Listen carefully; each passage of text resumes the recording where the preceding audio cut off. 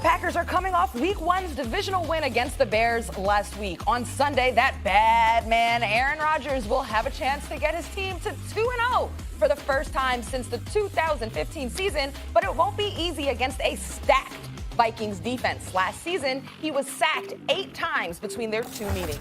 So, Stephen A., which unit has the advantage, Packers offense or Vikings defense? I'm going to say the Vikings defense, and the only reason I'm going to say the Vikings defense is because I think that they've got some things to their advantage. Number one, Aaron Rodgers and Coach LaFleur. They haven't figured things out yet, judging by their performance against the Chicago Bears in Week 1. It was suspect. There is no doubt about that.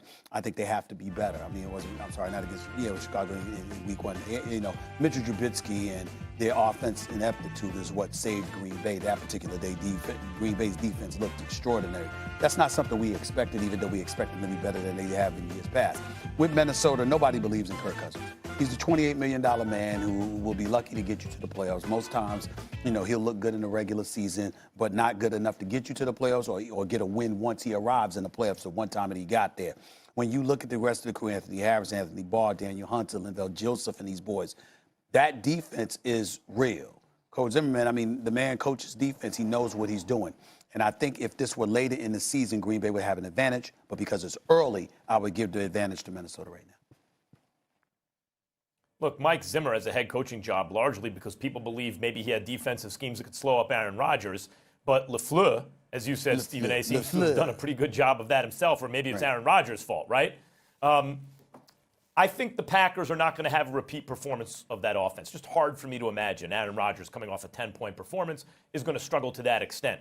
To me, the more interesting question is the Packers' defense, which you mentioned was really, really good Week 1, versus the Vikings' offense, which looks like it can be a dynamic offense. That's the key, because what did Aaron Rodgers say after that win against Chicago, which does not, although last year the offense was more dynamic than given credit for.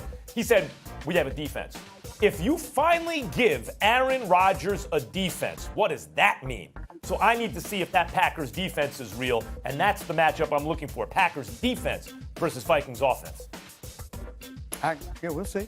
All right, guys, we got to get to break, all right? So we're just going to take a quick break, and we have more to come on First Take. Stay with us. Monday, we'll have full reaction to Sunday's NFL action.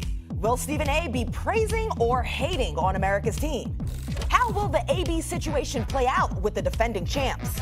And will the Rams or Saints take the early lead in the race for the NFC? All that and more Monday, right here on First Take.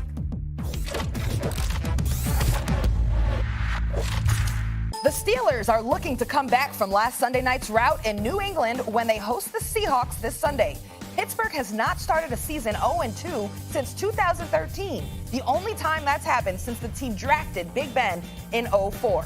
Stephen A., what's the key to the Steelers avoiding an 0-2 start? How about Big Ben showing up and reminding the world that he's a future Hall of Famer, he's a 2-time Super Bowl champion who's been to 3 Super Bowls, and taking some pride and stop going on the field against future Hall of Famers acting like they are in such an elevated class above you. My God. You know, I always bring this kind of stuff up. I mean, if you're a winner, all right, then you want to make sure that you always remind folks that that's exactly what the hell you are, especially when you're going up against somebody who might be at an elevated level than you. You want to show that you belong in the same class. No Antonio Brown, no Le'Veon Bell. Both of them talked about you when they walked out the door. What you going to do about that?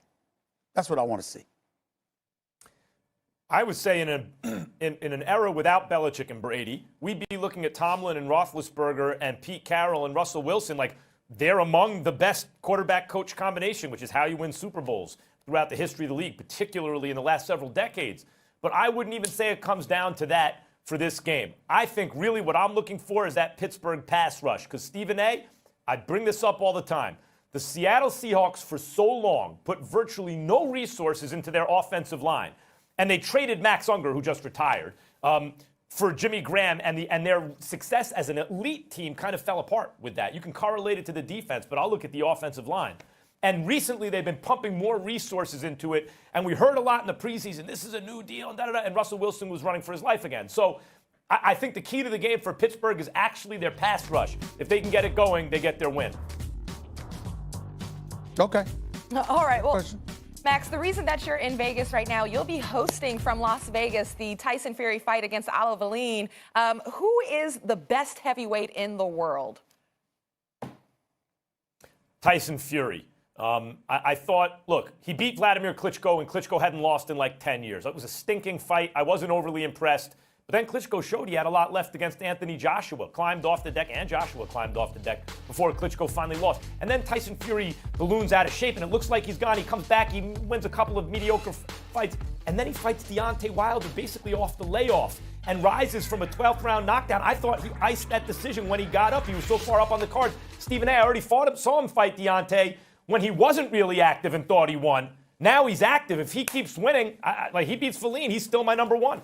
Well, yeah, I don't even know who the hell he's fighting, and, I don't want anybody to come at me for that. I don't know whether the guy's ranked 5th or 50th for crying out loud, but I will tell you this. I'm going to go with right. Deontay Wilder, and I'll tell you why I'll go with Deontay Wilder, because when I'm thinking about heavyweights, I want knockout artists, okay? I understand that Tyson Fury can move and box and jab and all that. He's a superior boxer, but when you talk about the best heavyweights, I'm talking about a guy that had over 41 fights, 42 fights, and every one of them, with the exception of one, has been a KO. This brother is a finisher, Deontay Wilder. I'm going to go with him, who, by the way, almost put Tyson Fury to sleep. I'm shocked he woke up. Deontay Max. is one of the best punchers ever. Greatest heavyweight of all time, Muhammad Ali, was not a big puncher. All right, Max, hold it down out there. Do your thing in Vegas, hosting that fight, and we'll hold it down for you here. Thanks for watching First Take. Coast to Coast, coming up next. Did he just mention Tyson Fury and Ali in the same sentence?